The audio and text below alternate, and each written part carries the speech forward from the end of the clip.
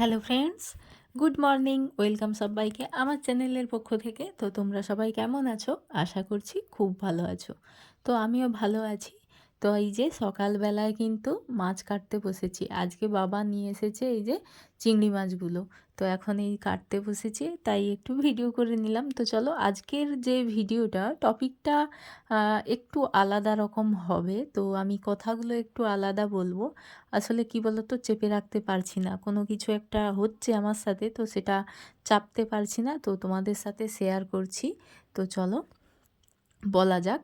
তো আমি একদম ফ্রিলি বলছি যে সত্যি আমার শুনতে থাকো, মানে বলছি অনেকে একটু হয়তো পরেই। বিশ্বাস করবে না।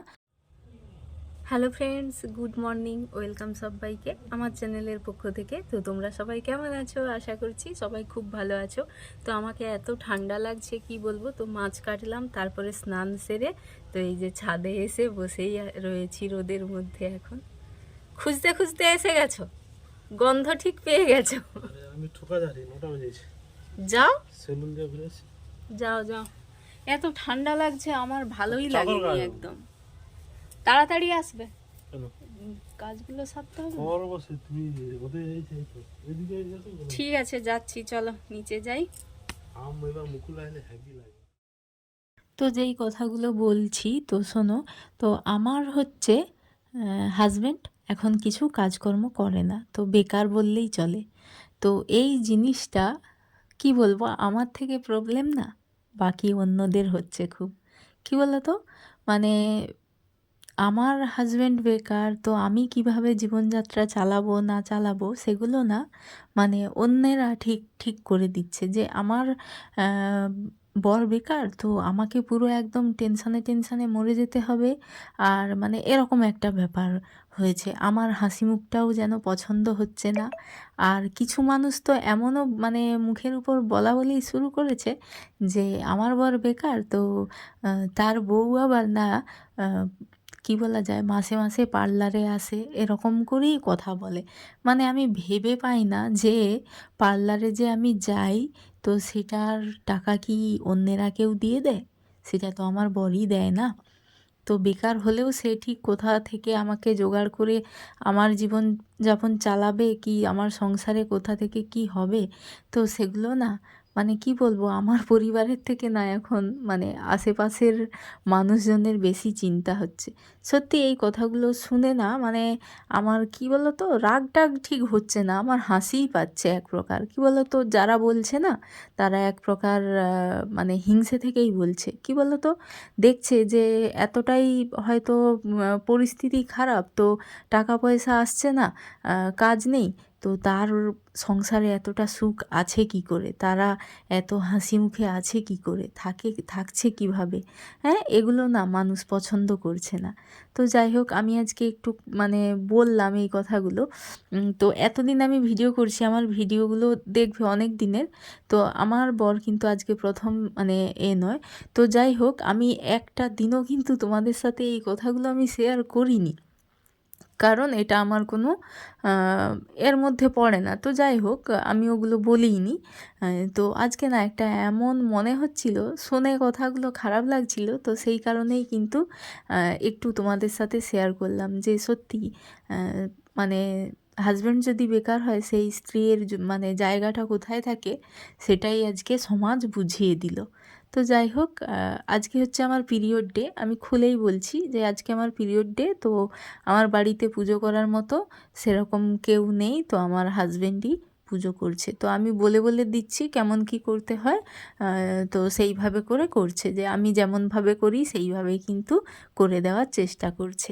তো যাই হোক, এইগুলো কিন্তু মন থেকে ছোট ছোট হলেও ভালো লাগা, আমার খুব ভালো লাগে। আর এটাও প্রথমবার করছে না, আগেও করেছে। তো যাই হোক, রান্নাবান্না সবই তো কথা বলার এতে দেখলে। তো পুজো পাঠ হলো, তারপর খাওয়া দাওয়া করেছি। তো এখন কিন্তু বিকেল হয়ে গেছে, এখন তো শীতের বিকেল, তো অনেকটা তাড়াতাড়ি হয়ে যায় না।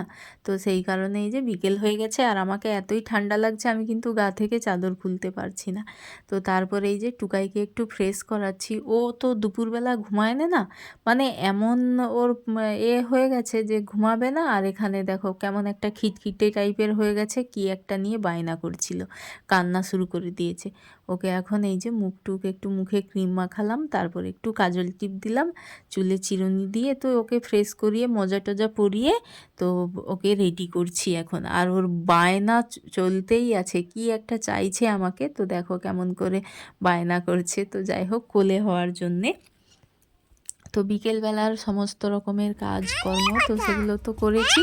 তারপরে এই যে টুকাই একদম কোল ছাড়ছে না, কোলে করে নিয়ে এসেছি, এই যে ধনেপাতা তুলতে এসেছি বাড়িতে। তো আজকে হচ্ছে বানাবো একটা জিনিস, তো সেখানে ধনেপাতা লাগবে, তো তোমরা দেখতেই পাবে কি বানাবো না বানাবো। তো ধনেপাতা তুলতে এসেছি এখন মা মেয়ে মিলে। দেখেছো গাছ সমেত তুলে দিয়েছো, আর তুলো না, আমি তুলবো। এই গাছ তুমি এই গাছগুলো কেন হচ্ছে? হাত ছিড়িস নি, না বলছি না।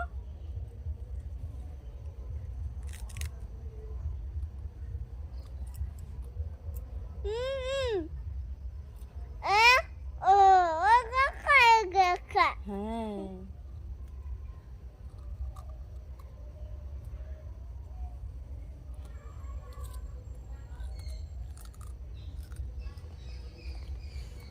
চলো। মান্টুস মান্টুস ধনে পাতা তুলে তুলে বাড়ি যাচ্ছি আমরা এখন ঘরের ভেতর। বাইরের প্রকৃতি কত সুন্দর। চলো চলো চলো। এই তো হুনুটা, এই তো হুনুটা, এই তো হুনুটা।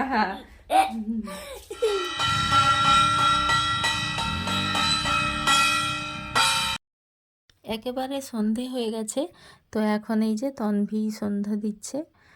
তো ওর সন্ধে দেওয়া হয়ে গেলে রান্নাঘরে যাব একেবারে রান্না বান্না বসানোর জন্যে।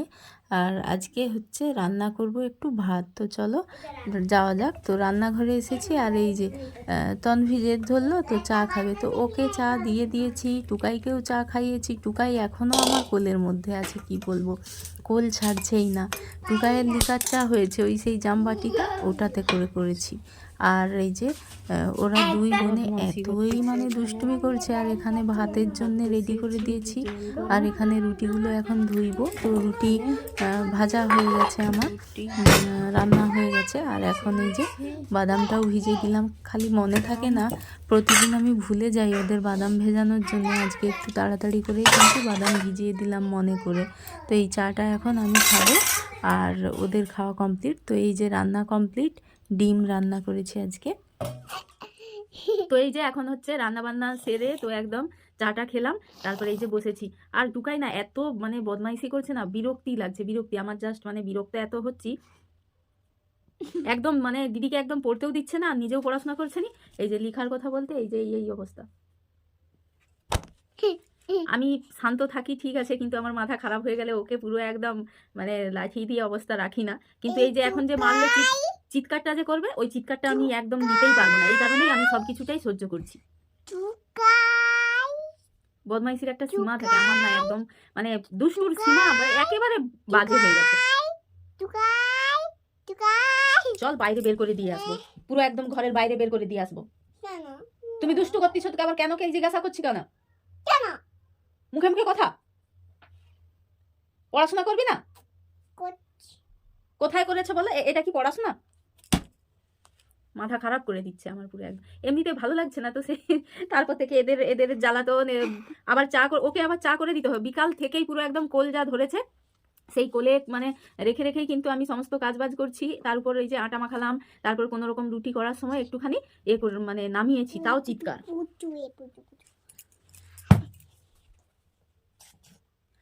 তো চলো আবার পরে দেখাচ্ছে, একটু ওদের সাথে একটু মাথা বকিয়ে নিই, পাকিয়ে নিই, তারপর আবার দেখা হচ্ছে।